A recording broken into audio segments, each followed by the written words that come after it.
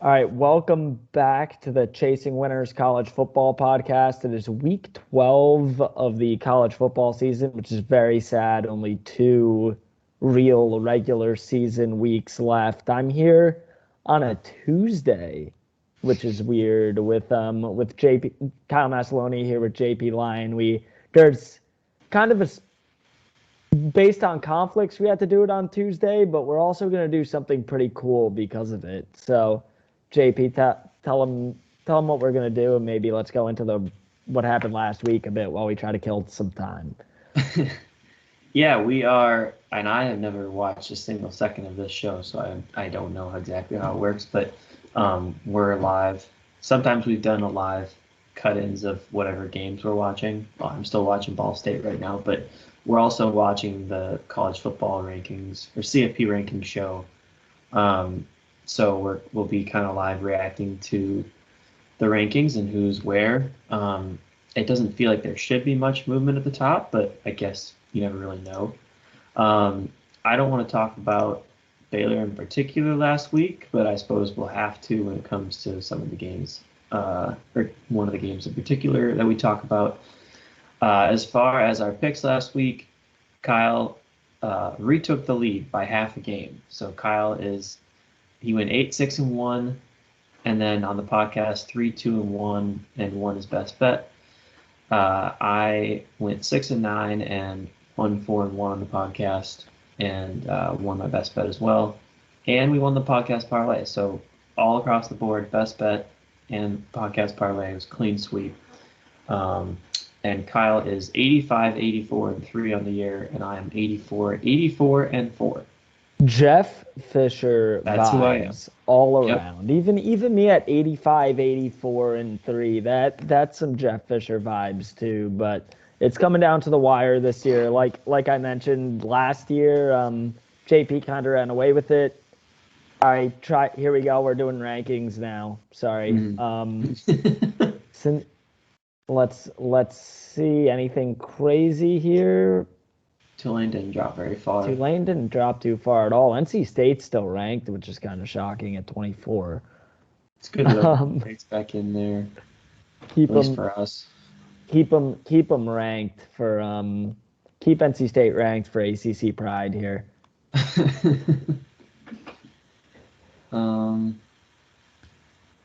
didn't realize since he wasn't ranked. Yeah, they dropped out for a while. It's good for the Americans. They're back. Yeah.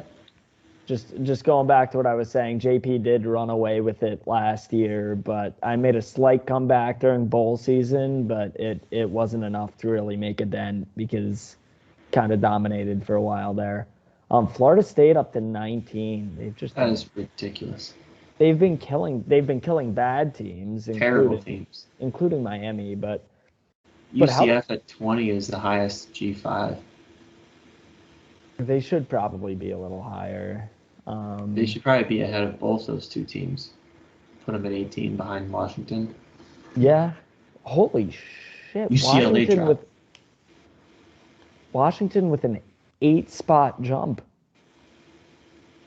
Guess that's what happens when you're 8 and you beat Oregon. You beat a top 16. That'll do it. UCLA honestly didn't drop very far for losing to Arizona. No, yeah, that was a really, really bad loss. Let's see what we got here. UNC up to 13, ever climbing. Put them ahead of Oregon. Come on. They have who should be the Heisman winner. And I will argue. Penn State is way too high. I mean, yes, their only losses are to Ohio State and Michigan, but they moved them up 3 spots for beating Maryland by 30. They've been demolishing teams, though. They've been demolishing bad teams, but they've been. That's the problem. Is the rest of the Big Ten is bad. Yes, Kansas State feels too low, but I can't really argue for moving them ahead of Ole Miss or North Carolina. I think North Carolina. I don't want to give people labels anymore because it always ends bad for them. Do it. I want Kansas State to move ahead of them. So please tell me about North Carolina. I will say that I think they're going to win the ACC championship, which honestly, Really? K-State could move ahead of them. But K-State could move ahead of them if that happens because they're already in the ACC championship game. Utah's up to 10, so that makes a pretty big It was matchup for 10 this last Saturday. week. Is LSU 9 then? Wait, what was LSU last week? LSU was 7 last week. Okay. Who was 10 and 9? Oh, there's Clemson. I'm a little behind you, so this reveal is gonna be fun now. You're gonna be revealing them to me here. No, I've done this enough where I've watched games over streams with people where I'm just watching on my TV and then waiting for them to react so I can react. um, it doesn't feel like Clemson UNC's winner has a real chance at making the college football playoff unless everything goes wrong. No, there would have to be a true disaster scenario for one of them to get in. Notre Dame knocked out the ACC, which is crazy. They beat both North Carolina and Clemson. They're both of their one loss. Yeah. I feel like Ohio State, Michigan would have to be an absolute blowout for the loser to not get in over the conference champion in that case. That's a high spot for Bama. Yeah, Oh no, they're they pausing. didn't look too impressive last week either. Oh my God, now they're gonna talk. They just moved up. They just moved up because Oregon dropped. All I right, mean, so we could talk the first game there. yeah, so not sure how long they're going to talk for here. So we're gonna get into our first game. TCU, obviously, it's let's see. Let's pull this up first. It's a noon game on Fox, your big noon kickoff from McLean Stadium in Waco. Sounds like you might be going this week based on your shoes. So we got number 4 undefeated TCU. We don't know if they're number 4 yet because they haven't revealed the top 7, but probably going to be number 4 in these rankings. Going on the road against Baylor. Crazy line. TCU's 2.5 point favorites. Only 2.5 point favorites, but nothing shocks me with TCU lines at this point because Vegas just thinks they're bad. Yeah, they do not get any respect from Vegas for sure. Um, I will be at the game. I don't know if I'll be at Big Noon, probably not. Um, but I have my company's holiday party Friday night, and then I'm getting up at 7 a.m. to drive to Waco to tailgate, go to the game. Then I have to come back Saturday night so I can fly to Phoenix for Thanksgiving break on Sunday. So I have a big weekend ahead of me. Um, but yeah, that's the only reasoning I have for even hoping that we can make this a game is that we have to bounce back from Kansas State because that was just a debacle of a game. That I and the fans were into it. There was a great blackout, but yeah, TCU's 4. Yeah, that probably caused a lot of the Baylor fans in the crowd who showed up passionate to truly black out that night. Certainly after I'm guessing there was a lot of those, but Yeah. I and that was like I haven't seen a crowd get that into it, um, because we've done multiple gold outs. It's never looked as good as that. When you looked at the stands, it was just completely black, and it was awesome.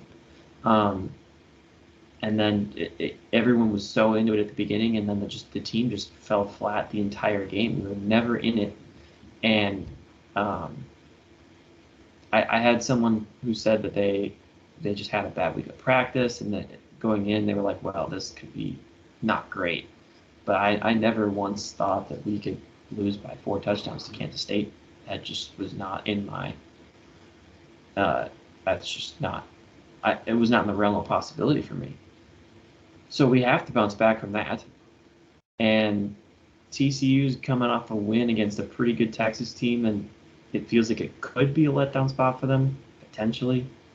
The combination of those two, I guess, could lead you to take Baylor here. I'm going to take Baylor here because I will convince myself of that. Who dropped? Who was? Oh, USC's 7. Okay. Oh yeah, Oregon was 6. Yeah. So LSU's 6, USC 7. Nothing really shocking in the top 7 there. It's exactly what we expected it to be almost. So yeah, the whole top 10 is really kind of what we expected. Georgia, Ohio State, Michigan, TCU, Tennessee, LSU, USC, Bama was 8, Clemson was 9, and 10 was Utah. Thank you. Yeah. I actually have the rankings right here. I should have just looked at it. Yep, 10 was Utah. Okay. Yeah, so I mean TCU Baylor, it's a big game. It feels like a spot where we should bounce back and we can't be flat for this game.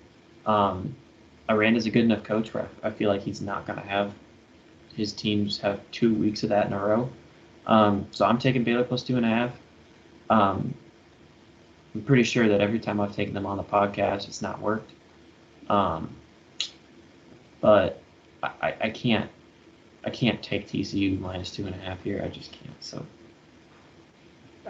Same. This is similar to. It's kind of similar to what we talked about throughout the season, where now Baylor are not a slight home favorite. They might have been if they kept it a little closer against Kansas State last week, but that those lines that don't make sense with home teams that are unranked against highly ranked teams going on the road. I mean, normally the home team's been covering a lot this year in that situation. I'm gonna have to stick with it again. You have more logic than I do here, but I don't. Baylor plus 2.5 it is, and we're both probably going to be devastated after that big noon game if TCU just blows them out. What? So we had Baylor on the podcast when they played 2.5. I don't care. And you're frozen again, dear Lord. That is a.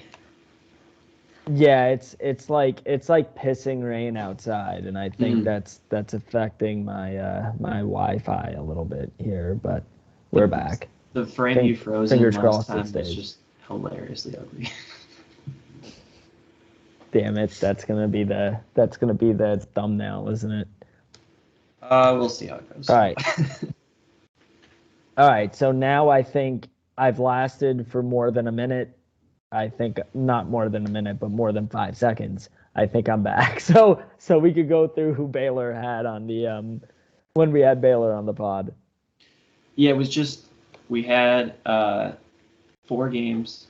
Baylor's been on the podcast. This is the 4th time. Every time I've taken Baylor to cover. So I'm officially switching my pick to TCU minus 2.5. I don't care. Whoa. All right, picking against. I need Baylor to make this a competitive game. I need it to be close. I can't go down there for another blowout. I can't. So you're just picking the other side to hedge your happiness here. No, I'm picking it to try and jinx it. I'm not really going to be that happy if this pick hits, but I'm probably going to bet the other side. But as for the podcast, I'm taking TCU minus 2.5. All right. Picking against your own team. Let's see how that works out for you this time. I struggled to pick this. This was the 6th game that I picked, and I was kind of like, where do I go with this one? There were a few different options of bad games with big spreads that actually do mean a lot when it comes to both the playoff and the conference title races this year. I decided to go with this one.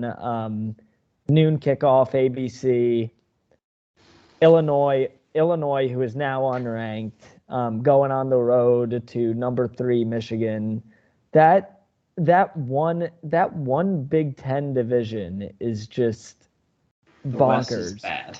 The Big Ten West is bonkers. Illinois is somehow still competing to win this division. Now, obviously, Michigan's competing. It'll come down to the last week, probably, barring a miracle. Michigan are 18-point favorites. I think they roll. What do you think? I'm actually. What's funny to me here is that Michigan's an 18-point favorite. Did you see what the total was on this game? 42. Yeah, 42 and a half when I saw it, but yeah, 42 now. So if you do the math, 42 minus 18 is 24. So they're projecting Illinois to score 12 total points in this game. I think it's a huge bounce back spot for Illinois. And it's possibly a look ahead spot for Michigan. Obviously, they only have one game this year they really care about. And so I like Illinois to keep it somewhat close. Probably still double digits, honestly.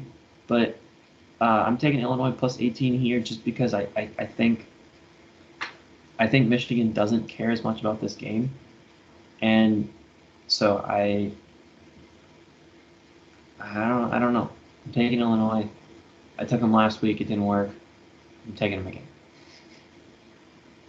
Yeah, I mean, ever since that Maryland game, where the next few weeks after we were like, does Michigan suck? They certainly don't.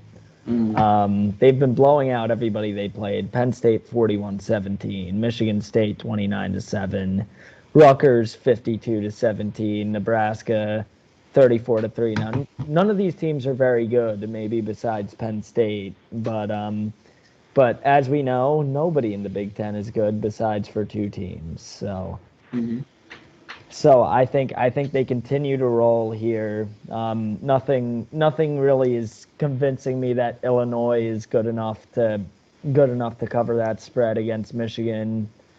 The only thing is maybe it's a look ahead spot, but I don't feel like this team's going to get caught in that. And even if they do, I think they'll just take over in the second half like they did the Penn State game. So so I have Michigan minus 18 here. So opposite on the first 2 games. We got we may have some movement this week, to say the least. We'll see. What's the next game we got here? Next game we got here, is it? Wow. Ole Miss. We do not have a 3:30 game. Yeah, Ole Miss Arkansas is 3:30. I see 7:30 here. What? Did I miss that? I see 7:30 SEC Network. Oh. I just put that in the graphic wrong. I gotta change that. Yeah, it's the weird off week for the SEC. Georgia Kentucky's the 3:30 CBS game, but Okay. So we're going to 7:30 SEC Network. Number 14 Ole Miss coming off the heartbreaker last week, going on the road to Arkansas, who were coming off of 2 close losses to Liberty and LSU.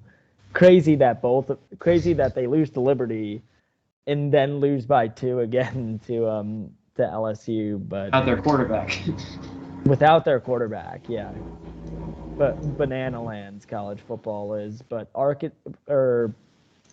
Miss are a 2.5-point favorite, so it's very similar line to that Baylor TCU game. So JP, what are you thinking here?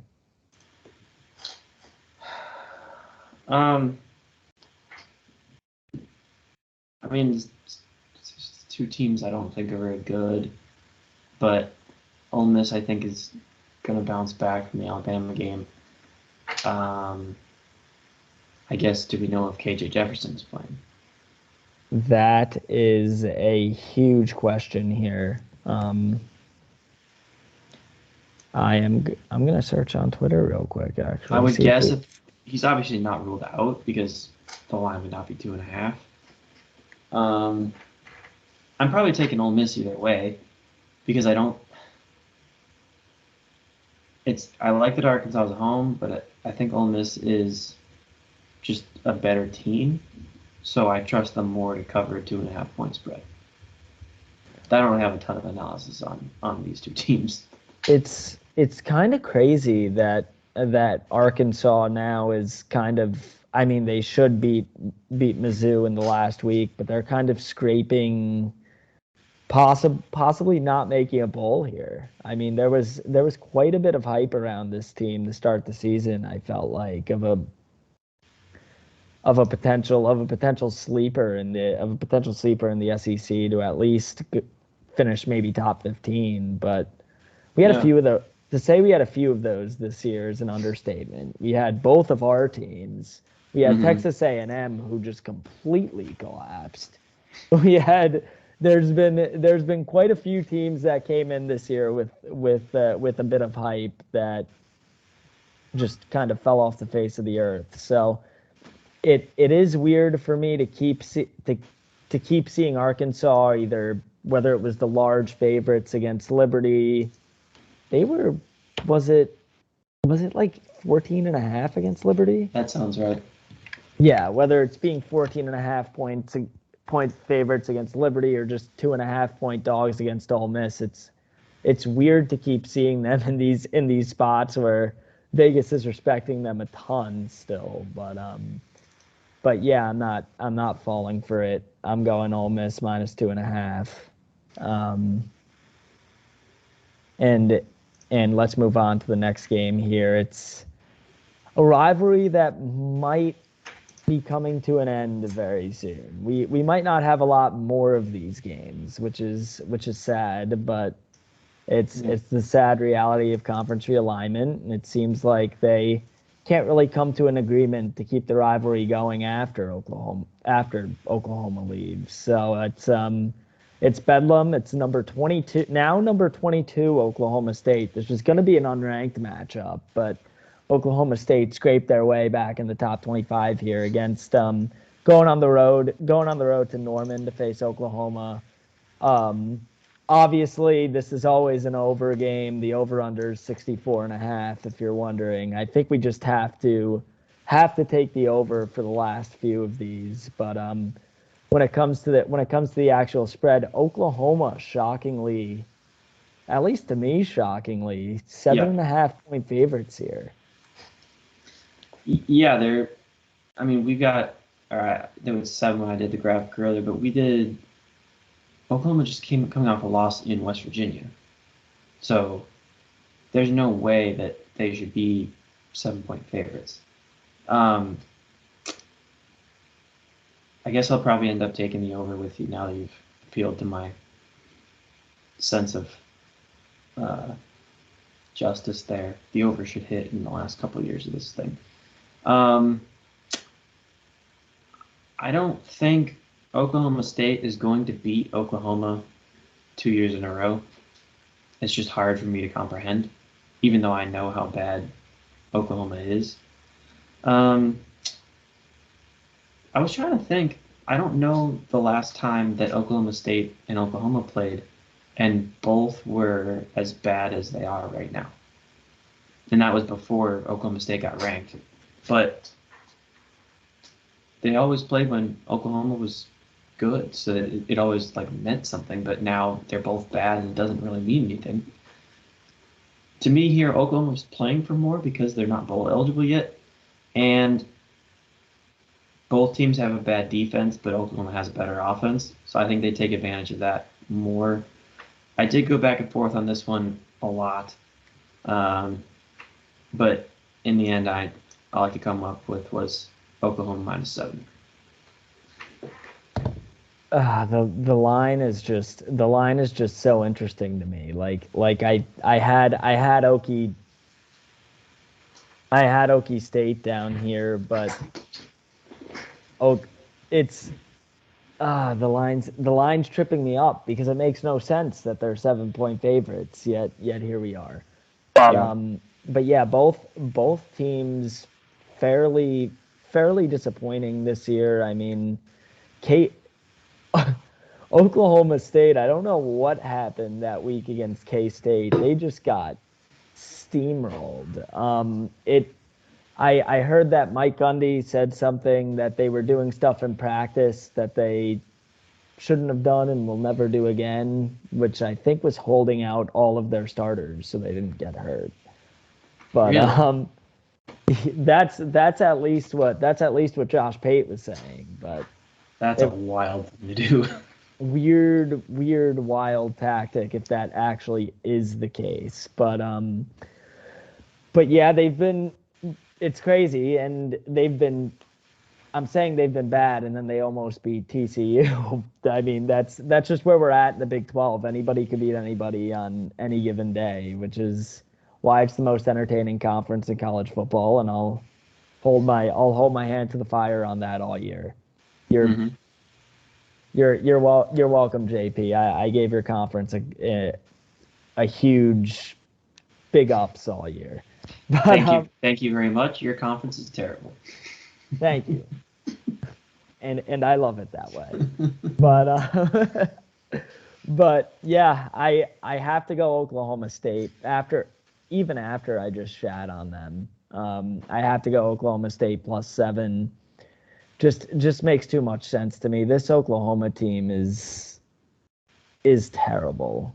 I mean, they just lost to West Virginia.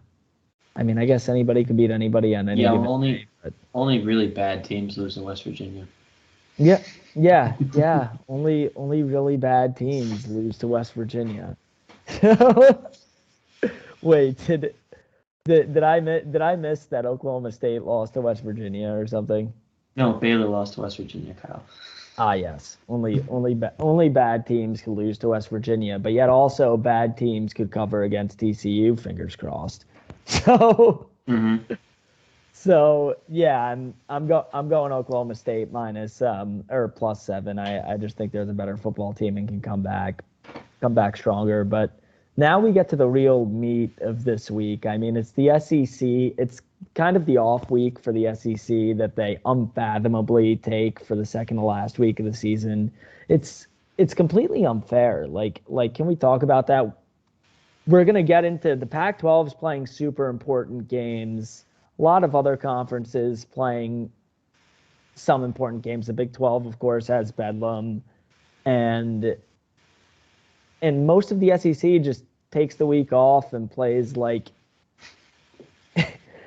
and plays either a low G5 or an FCS team. It's Austin P, UMass, UAB.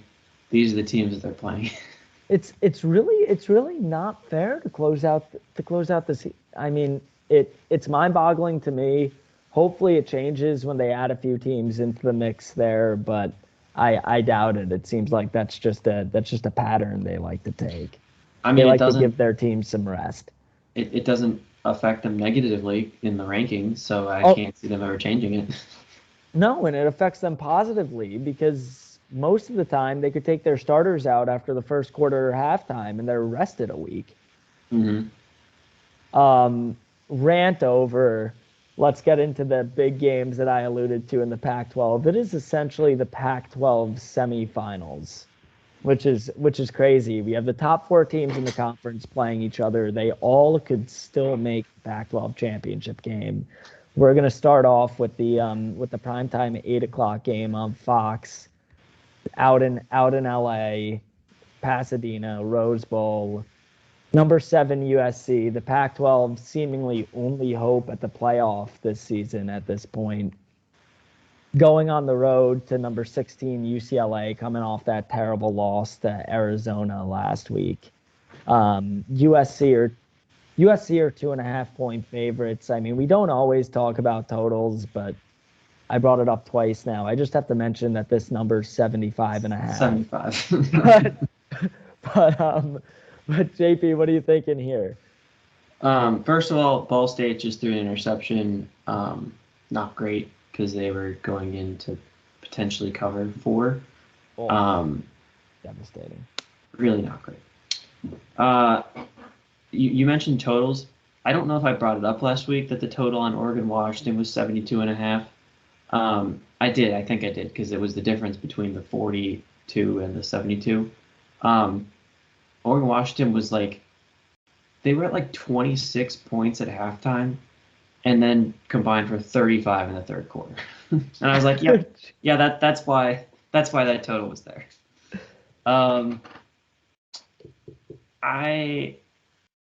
This is a huge game for both teams, obviously.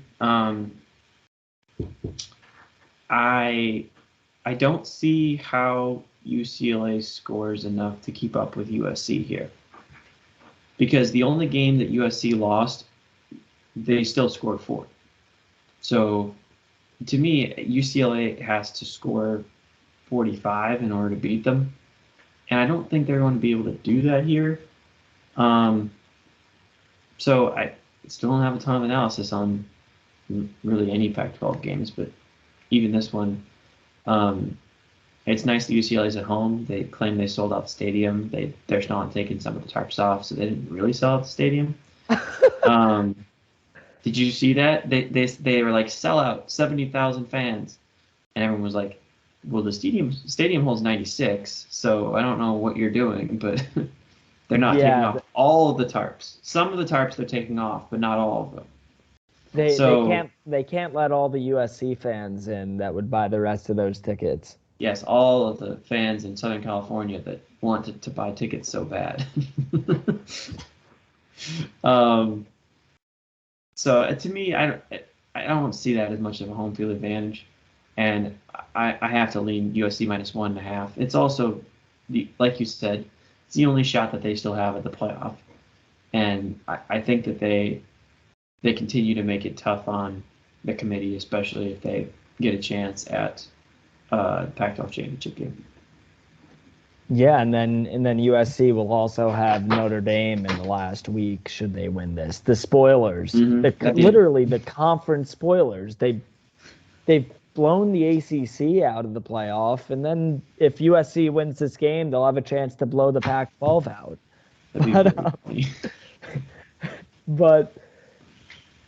But yeah, I mean this game is going to be a track meet. Neither team really plays much defense. I mean, even USC let up 37 against Arizona as well. So I mean neither team plays much defense. They both play offense. It's going to be an exciting one. It's going to be one that may take 4.5 hours because of how much scoring there's going to be. And now I'm going to watch it. Now I'm going to jinx it, and it's going to be like 6-3 somehow. But that would be unbelievable. But yeah, I'm going USC -1.5 here. I think they win these track meets. Besides the Utah game, their one loss, obviously a 1-point loss that came down to a pretty terrible call, if I remember correctly. I thought there was something in that game where they were complaining about the refs, but I mean, probably it's USC. Maybe that was just sour grapes on USC's side, but yeah, I see them putting up enough points to win this game. They win every, almost, like I said, almost every track meet they play. That'll continue this Saturday.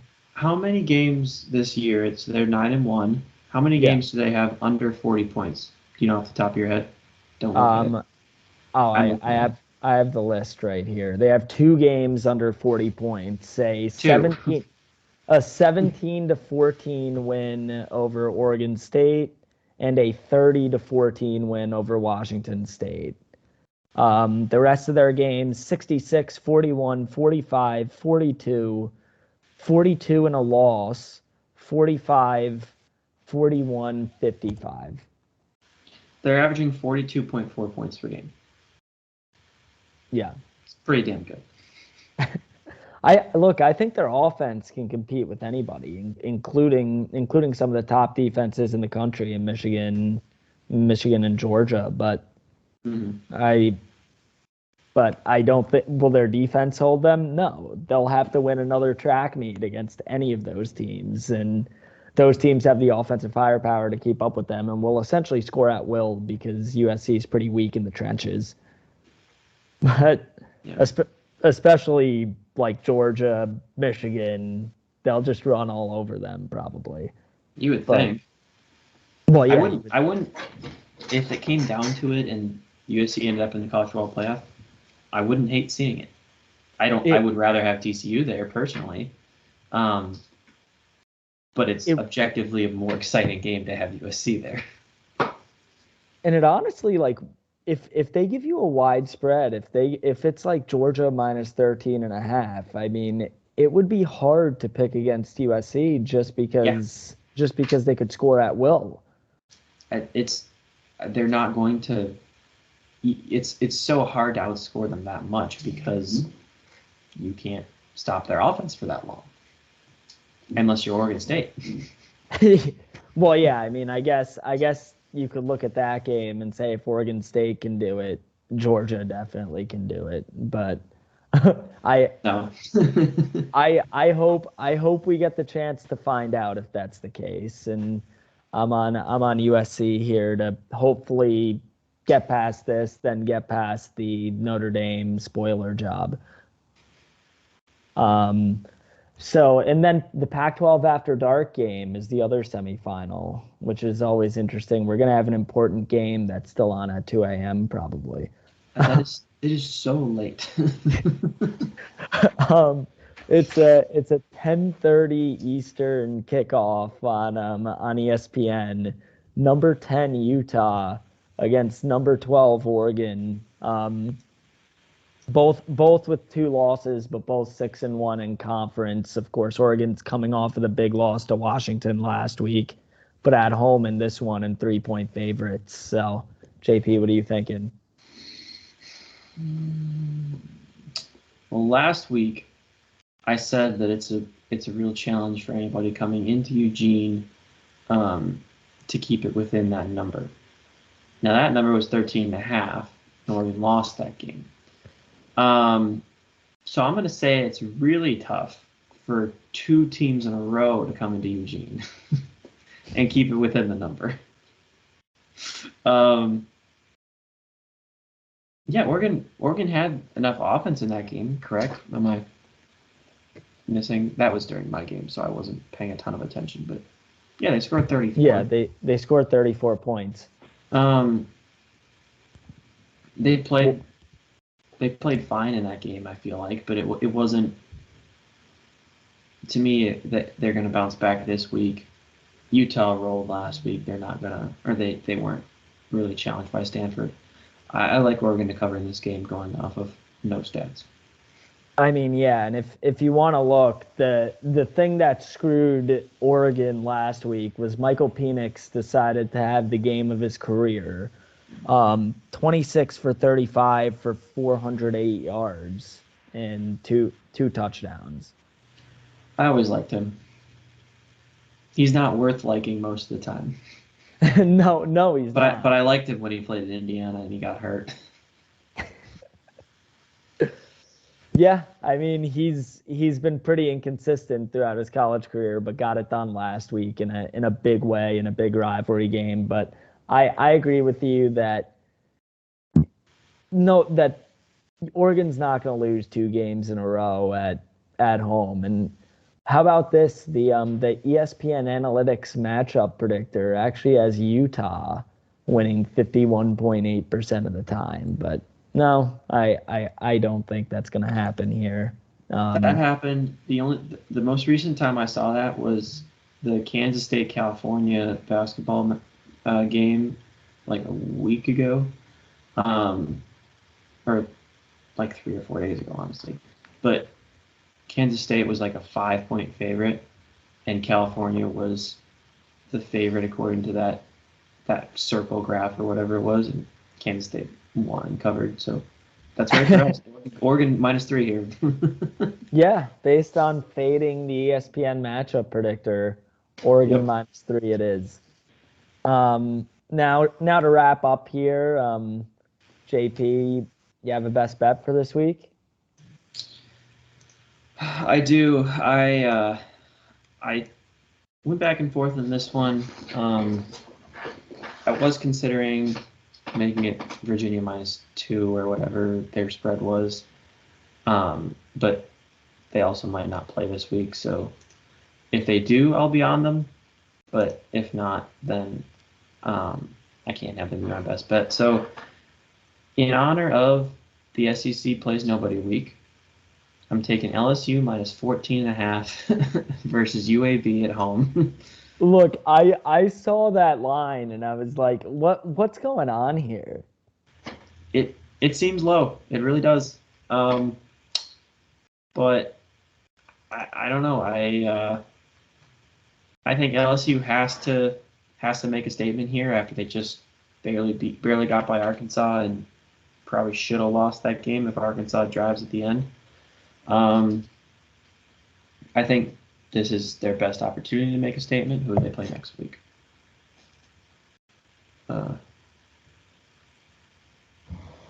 They play A&M.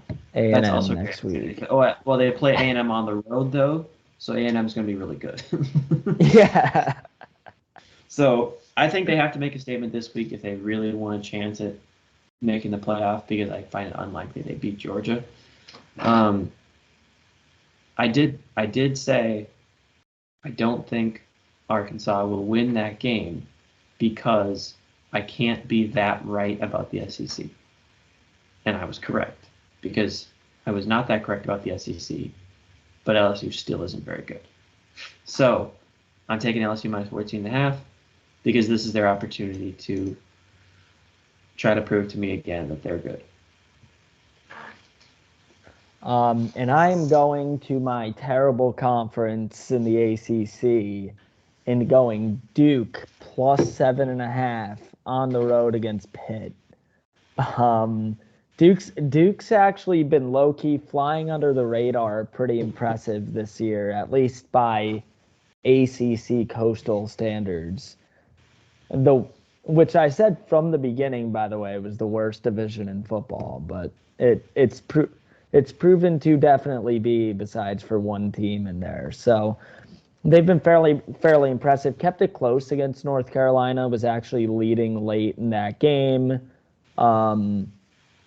Demolished Miami, but that was more so 8 turnovers than anything they did. That still gets me every time. It's an unbelievable number. It's unreal. I mean, kept it close against Kansas at the beginning of the season when they were hot. They really had a chance to win that game as well. Beat BC, beat Virginia Tech, and I just don't dominated both those games, and I just don't think Pitt's that good. That's what it comes down to me. So that's what it comes down to me. Slovis has had a very, very bad season. If you want to look at his QBR, it's 46.4. Remember when I was talking him up like he was going to have a great season, and he has been awful.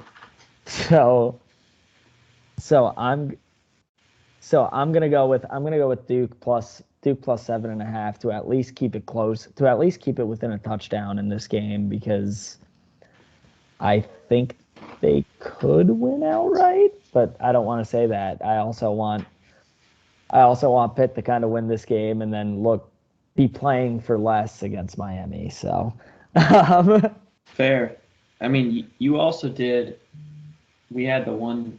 It was back-to-back weeks. It was the second week was the ACC Coastal is the worst division in football, and the week before was what's the other division? The ACC Atlantic is the best division in football. The best division, yeah. To be terribly wrong too, but but for a while there, it was looking that way.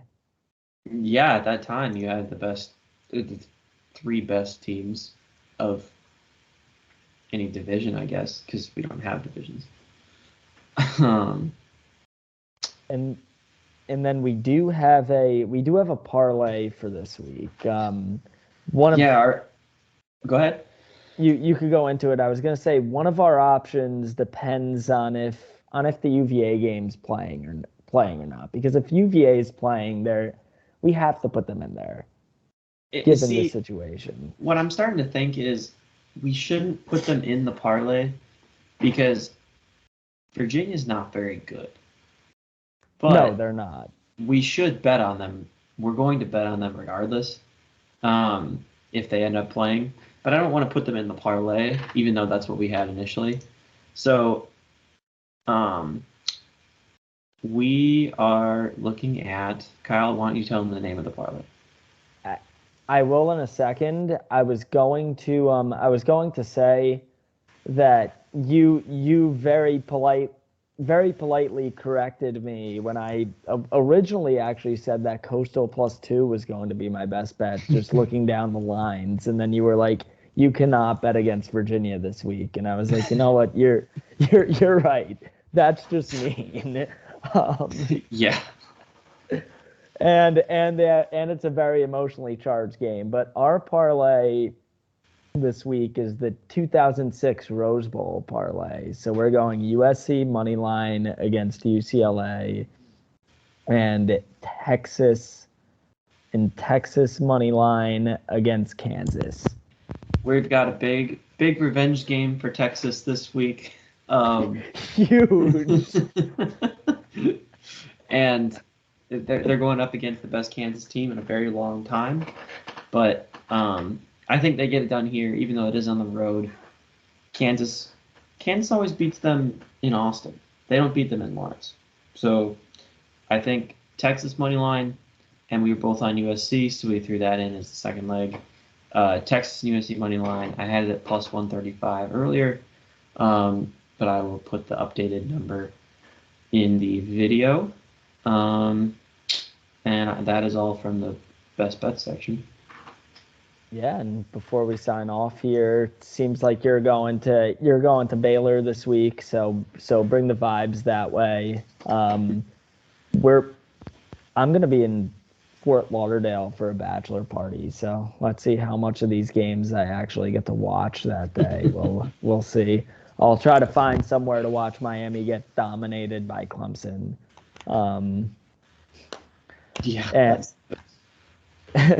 that's happening this week. Funny how I avoided putting that in the pod when it probably should have been in there. But yeah, so like, share, subscribe, do all that fun stuff wherever the button is, press that. And best of luck this week. Hope everybody's back hope everybody has a happy Thanksgiving, even though we're going to be back next week before that. But you know, it's coming up. That's fun. Yeah, I was trying to decide if I should bring both of my laptops to Phoenix, and I was like, oh, I have to record the pod. I'll be bringing both laptops. Probably going to be Tuesday next week as well. So maybe you'll have yeah, that would not surprise me. So maybe we'll have a college football playoff ranking watch along again somehow. So let us know if you like that, because we might bring that. I hate throwing things on you here last minute, but it could be possible. But I mean, yeah, we just like feedback. So if you tell us to do anything, we'll probably just do it. Almost definitely. I mean, our viewers are very loyal. We have about 5, but hopefully that grows if you like, share, subscribe, and tell a friend. So So yeah, best of luck this week, and see ya. See ya.